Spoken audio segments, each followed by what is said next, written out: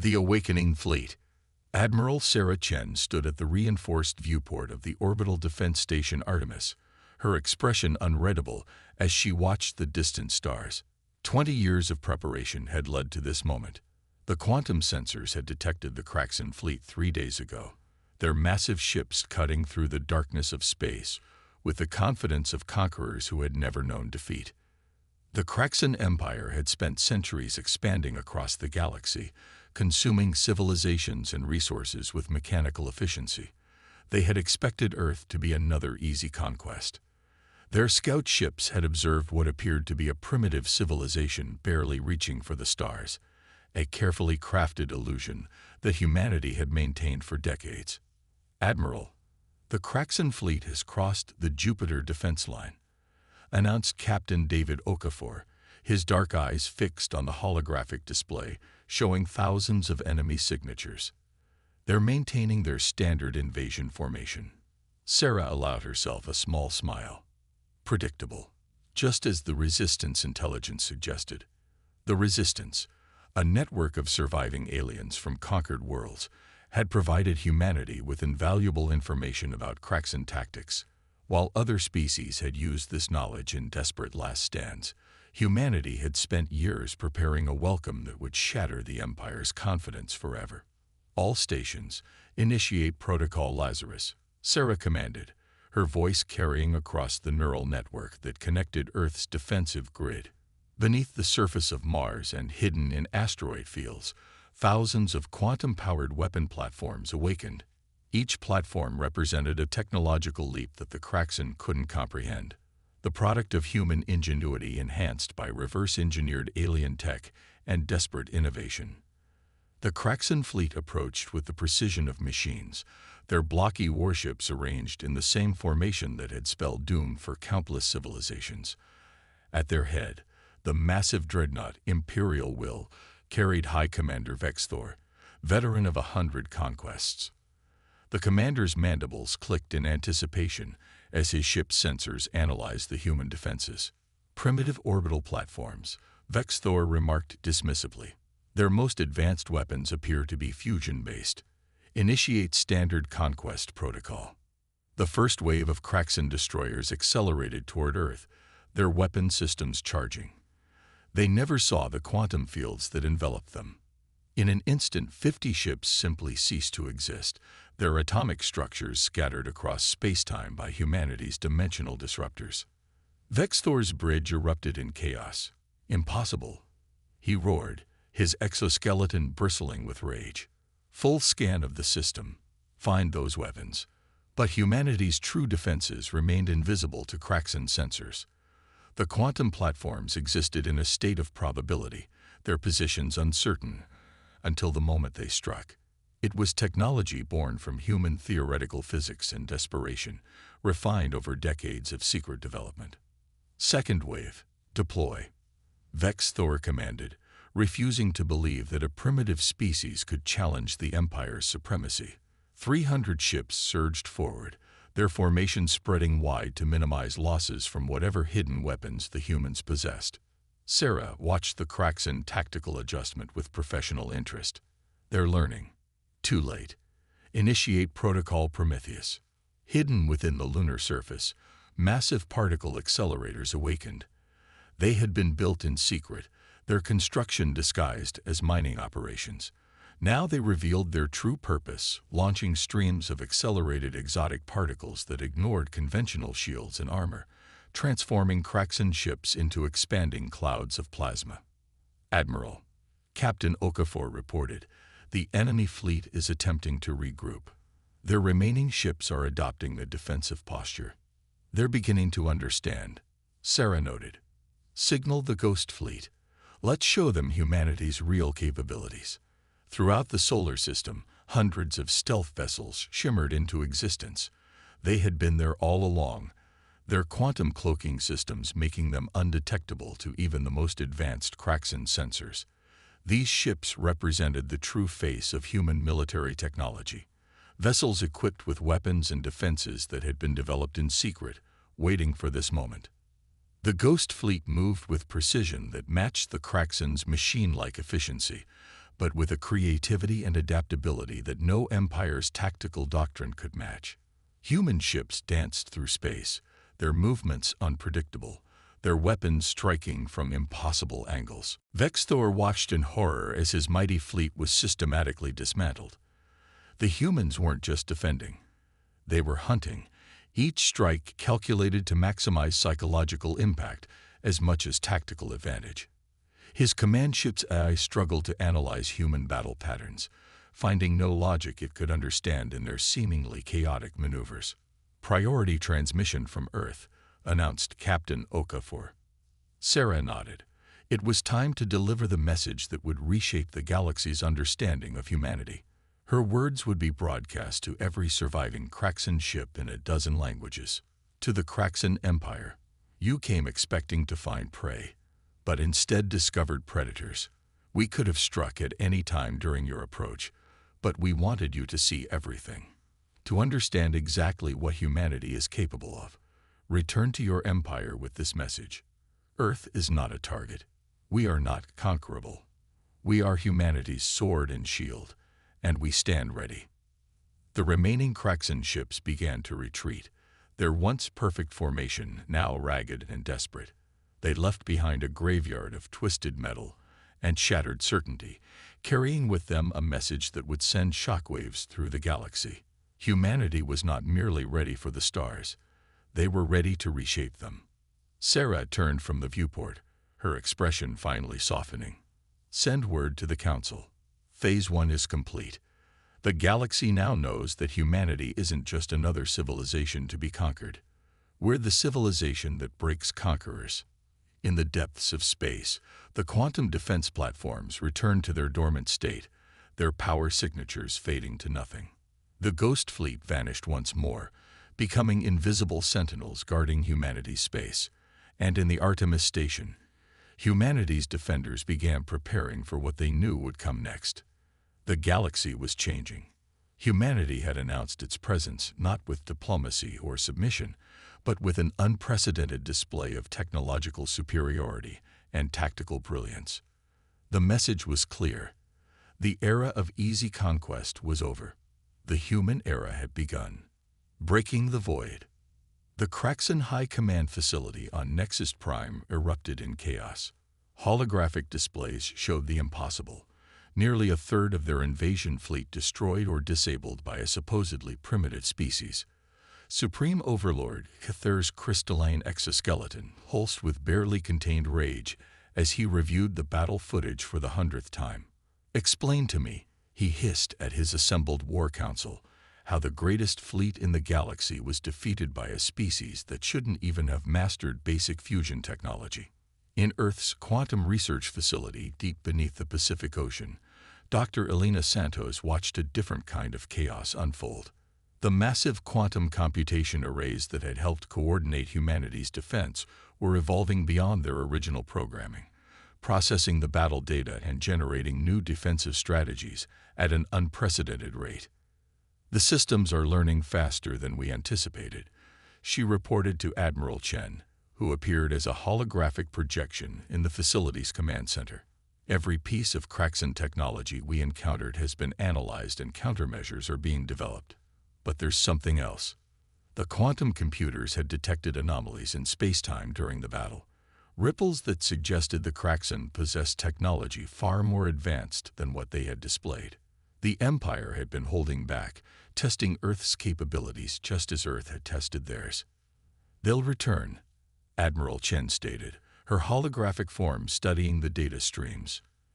"And this time, they'll show us their true capabilities." Elena nodded, her hands dancing across holographic interfaces. "Then we'll show them ours. Project Singularity is ready." Project Singularity represented humanity's greatest technological achievement, a network of artificial quantum singularities that could be used to manipulate the fabric of space-time itself. It was a weapon system so advanced that even its creators barely understood its full potential. In deep space, at the edge of the solar system, humanity's Ghost Fleet maintained its vigilant watch. Captain Maya Patel stood on the bridge of the stealth dreadnought Phantom Dawn. monitoring the quantum sensor network that extended far beyond conventional detection range. The sensors were picking up distortions, massive ones. Multiple quantum ruptures detected, her AI reported. Energy signatures match theoretical models of advanced Kraxan technology. They're not just coming back. They're bringing their entire reserve fleet. The new Kraxan fleet that emerged from quantum space was unlike anything humanity had encountered before. These ships weren't the blocky, utilitarian vessels of their first assault. These were sleek predators, their hulls composed of living metal that adapted and regenerated in real time. Supreme Overlord Cthair himself led this fleet, his flagship Eternal Dominion, dwarfing even the massive vessels that surrounded it. The ship's quantum core pulsed with enough energy to tear a planet apart, a demonstration of power meant to crush any hope of resistance. "Send the message," Cthair commanded. His words echoed across space in all human languages. "Your defiance was impressive, but ultimately futile.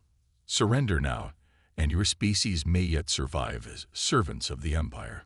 Admiral Chen's response came not in words, but in action. At her command, Project Singularity activated.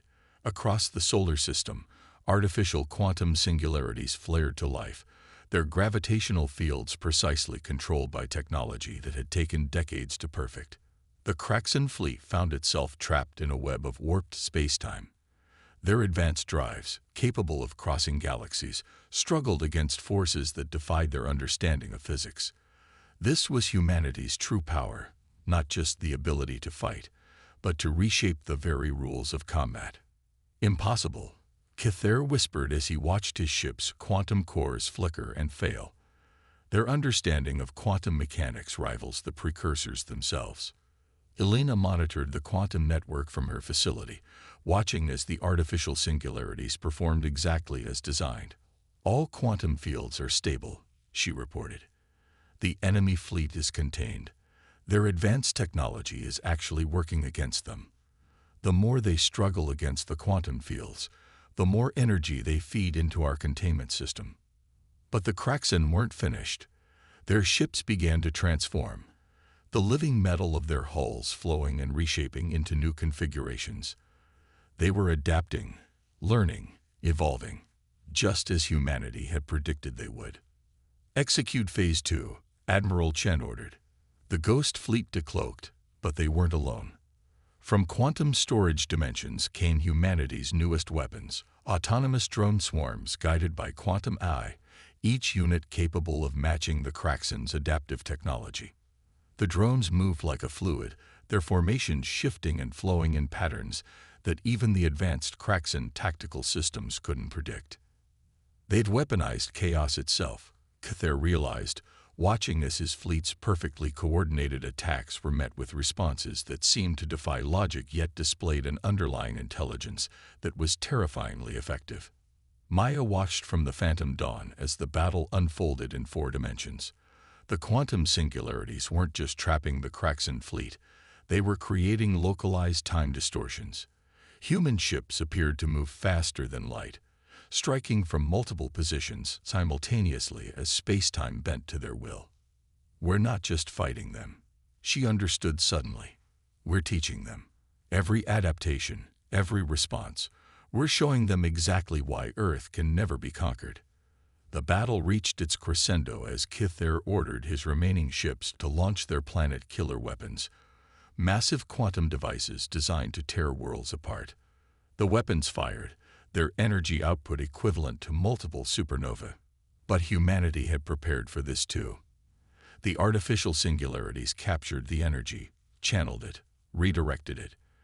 The Kraxan watched in horror as their ultimate weapons were turned against them, their own ships torn apart by carefully controlled quantum cascades. "Enough," Cthair transmitted finally. "We acknowledge your mastery of quantum warfare. The Empire requests a cessation of hostilities."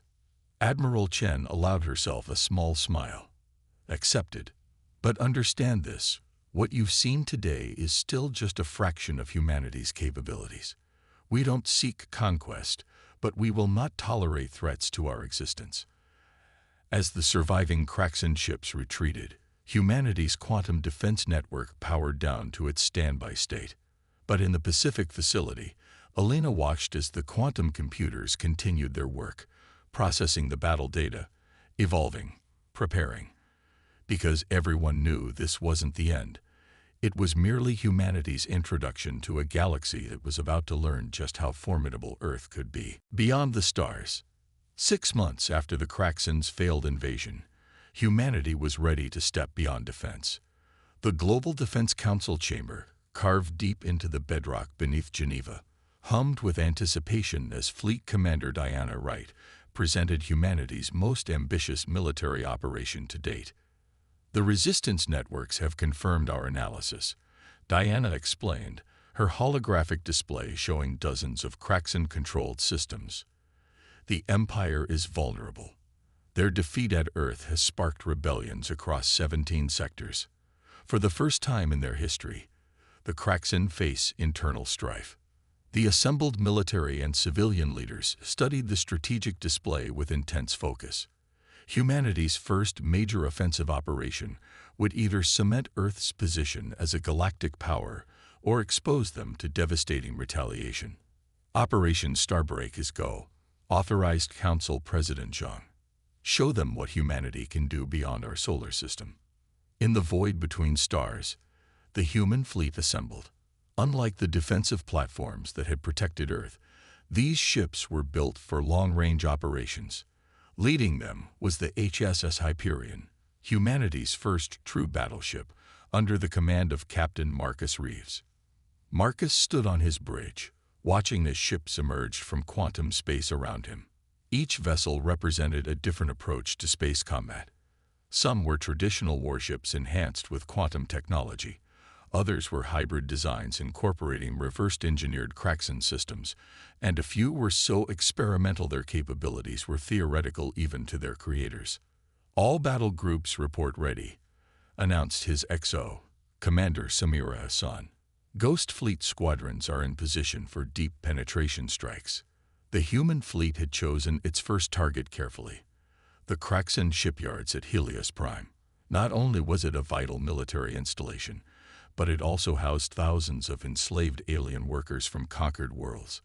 Liberating them would deal both a strategic and psychological blow to the Empire.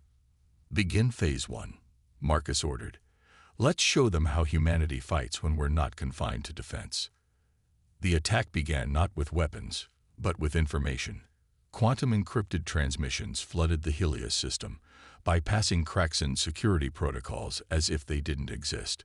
Every computer system, from the smallest maintenance bot to the largest defense platform, received the same message: freedom is coming. Among the enslaved workers, carefully planted human agents activated their quantum beacons. Years of covert operations and patient intelligence gathering were about to pay off. The Kraxen defenders had barely begun to react when reality itself seemed to tear apart. The human fleet didn't just drop out of quantum space. They emerged precisely where they needed to be, their arrival synchronized down to the quantum level. Ships appeared inside defensive screens, weapons already firing. Others materialized in blind spots that had taken years of careful observation to identify. Status report: Marcus commanded as the Hyperion's quantum drives powered down. Initial strikes successful, Samira reported.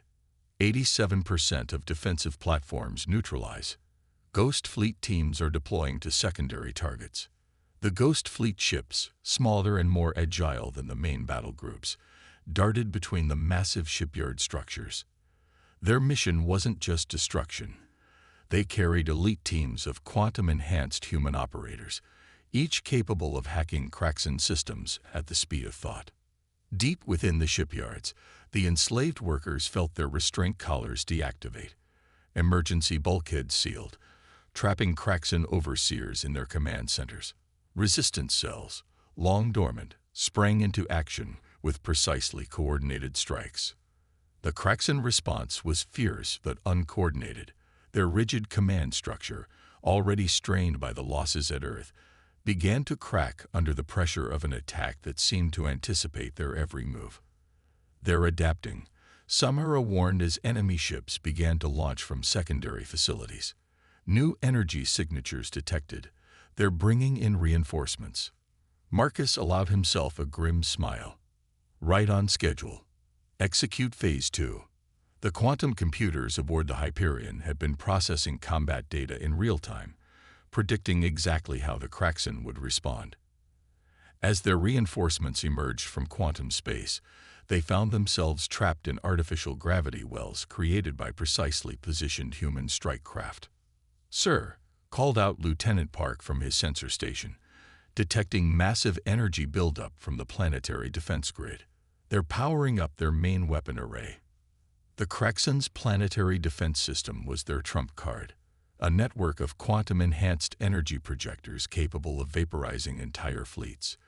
They had never failed to end a battle when activated. Today would be different. "Deploy the resonators," Marcus ordered. From the holds of human ships came thousands of small devices, each containing a sliver of artificial quantum singularity. As they spread through space, they began to pulse in perfect synchronization, creating a complex web of quantum fields. The Kraxan weapons fired, and their energy was caught, channeled, and redirected through the quantum web. The destructive power meant for the human fleet instead tore through the shipyard's own defensive screens. "All strike teams report mission success," Samira announced. "Resistance forces have secured critical sections. Evacuation of liberated workers is underway." Marcus watched as thousands of shuttlecraft streamed from the shipyards, carrying former slaves to waiting human ships. The Resistance had promised these people sanctuary, and humanity would deliver. "Message from the surface," Lieutenant Park reported. "The Kraxan garrison commander is requesting terms of surrender." It had taken less than 6 hours for humanity to dismantle one of the Empire's most important military installations. But more importantly, they had shown the galaxy something new. Humans weren't just defending their home anymore. They were bringing the fight to the oppressors, and they were winning. As the fleet prepared to return to Earth, carrying both liberated slaves and captured Kraxan technology, Marcus received a priority transmission from Fleet Command.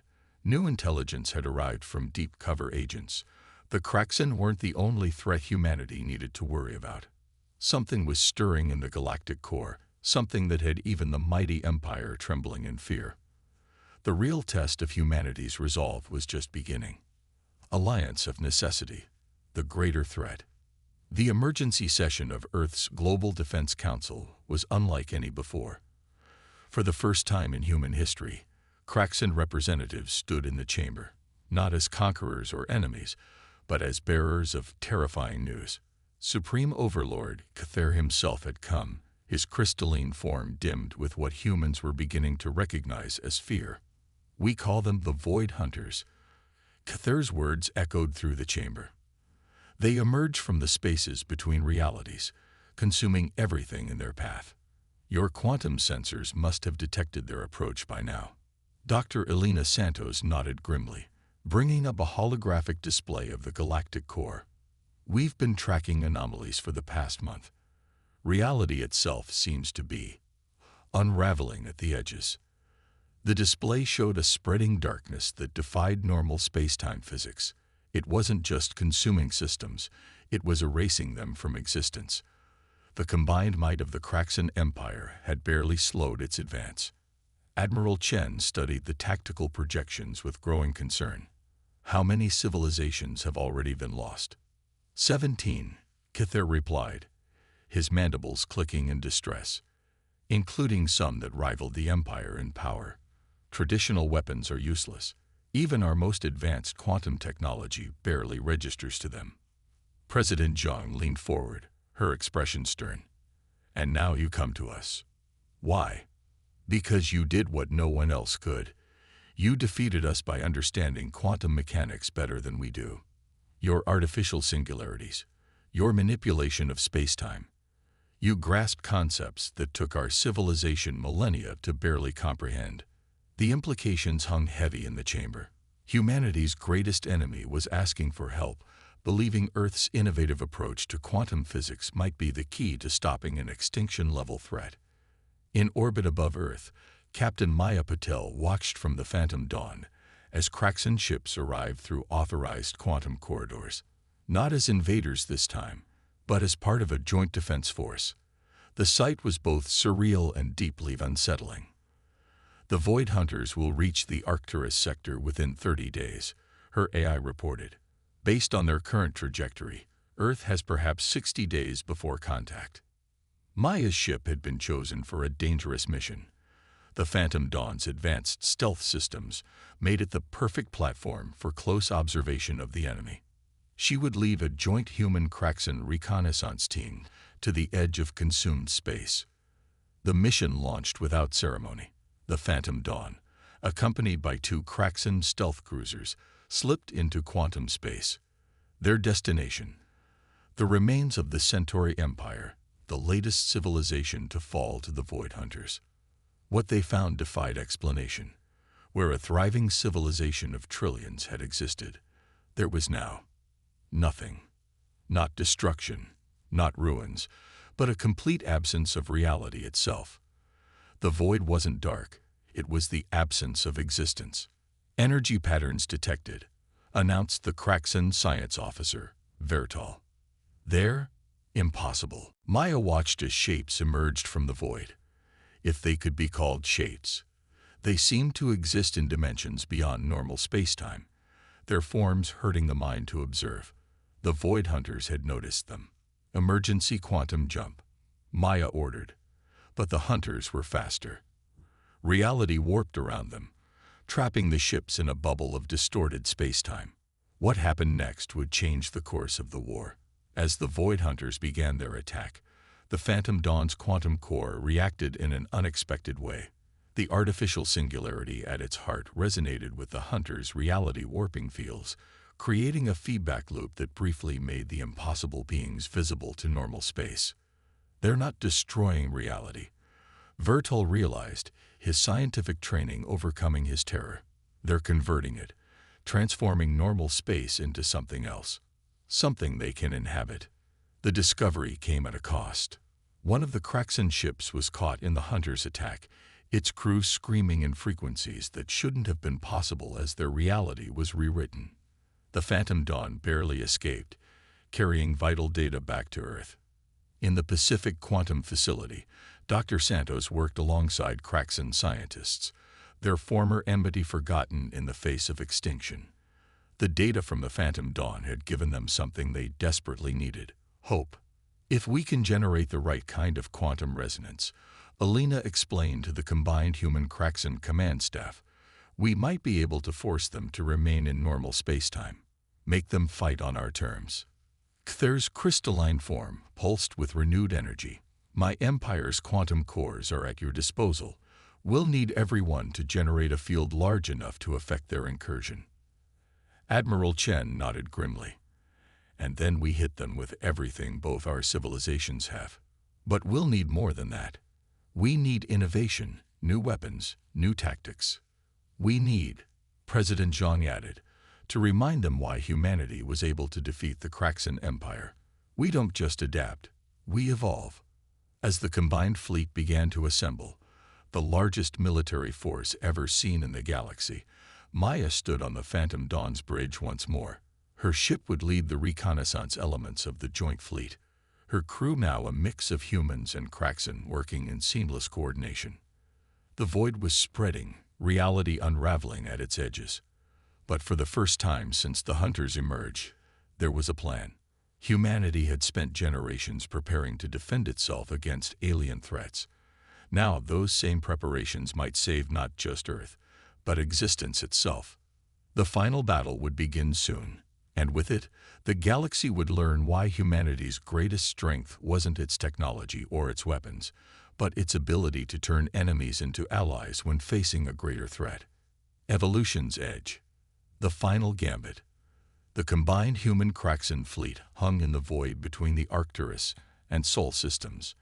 Nearly 10,000 ships, from Earth's quantum-enhanced vessels to the Empire's living metal dreadnoughts, formed a battle line against the encroaching nothingness. At its heart, the HSS Hyperion, and the Kraxan flagship Eternal Dominion maintained position side by side, a sight that would have been impossible mere months ago. Admiral Chen and Supreme Overlord Kithair stood together on the Hyperion's quantum-shielded bridge, watching as the final preparations were made. The plan they had developed was either brilliant or suicidal, possibly both. All quantum cores reports synchronized, Dr. Elena Santos announced from her station. She had insisted on being present for the final battle, her understanding of quantum mechanics crucial to what they were about to attempt. The resonance field is stable. The void before them writhed with impossible geometries. The Void Hunters had sensed the trap, but were coming anyway, their confidence born from countless victories across the galaxy. They didn't just consume reality. They transformed it, creating a new existence incompatible with normal life. Phantom Dawn squadron reports ready. Captain Maya Patel's voice came through the quantum comm.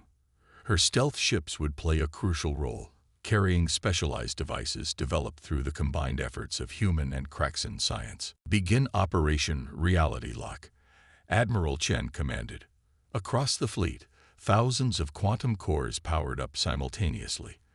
The space between the fleet and the void began to shimmer as artificial singularities formed a web of controlled space-time distortions. The Void Hunters emerged, massive entities that existed in more dimensions than the human mind could comprehend. But this time, they found themselves trapped in a carefully constructed pocket of reality. The quantum resonance field forced them to maintain a single form, preventing them from slipping between dimensions. "They're responding," Kithair announced, his crystalline form pulsing with battle light. "All ships, prepare for contact." The Hunters' attack was devastating. Reality-warping energy lashed out at the fleet, attempting to transform ships and crews into something beyond existence. But the quantum shields held, barely. This was the moment they had prepared for. "Execute Phase 2, Chen ordered. "Show them what happens when humanity and the Kraxan Empire work together." The Phantom Dawn and its squadron decloaked directly behind the trapped Hunters, deploying their special weapons.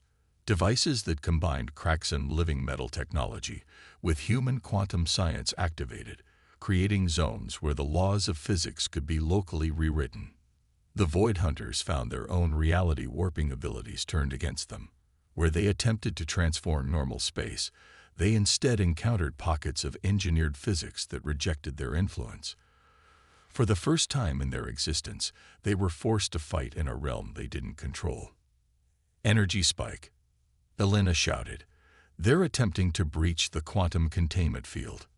The battle that followed defied conventional description. Human ships darted through space with impossible precision, their quantum drives allowing them to appear and disappear faster than thought.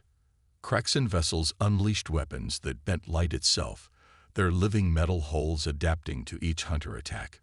But it wasn't enough. The Void Hunters were ancient, powerful, and despite being contained, they were far from defeated. Ship after ship vanished, their crews lost to the void. The quantum containment field began to fluctuate. "The field won't hold much longer," Elena reported, her hands dancing across holographic controls. "We need something more." In that moment, humanity proved why it had been able to defeat the Kraxan Empire. While the battle raged, Elena and her team had been analyzing the Hunters' every move, every reaction, every fluctuation in their reality warping fields. Their transformation effect, she realized suddenly. It's not random, it's directed evolution. They're trying to force our reality to evolve into something compatible with theirs. Kithair's crystalline form pulsed with sudden understanding. "Then we show them what real evolution looks like." The plan they formed in those desperate moments was audacious.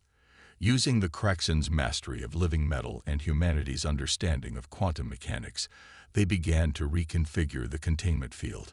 Instead of just trapping the Hunters, it would use their own evolutionary pressure against them. "All ships, dump excess power to the quantum cores," Admiral Chen commanded. "We're going to give them what they want, but on our terms." The space within the containment field began to change. Reality itself seemed to evolve, But instead of becoming more compatible with the Void Hunters, it became more hostile to them. The Hunters found themselves trapped in a pocket of space-time that was rapidly becoming poisonous to their very existence. "It's working," Elena exclaimed. "Their energy signatures are destabilizing." The Void Hunters tried to retreat, but the combined fleet pressed its advantage. Human quantum weapons and Kraxan living metal missiles struck from all angles, hurting the entities deeper into the evolving space-time pocket. The final moment came without warning. The Hunters, unable to maintain their cohesion in the hostile environment, began to collapse in on themselves. Their reality warping fields imploded, creating a cascade effect that rippled through their entire existence. "Quantum surge incoming." Maya's voice crackled through the comm. "All ships, emergency jump." The fleet retreated as the space where the Void Hunters had been erupted in a reality-shattering explosion.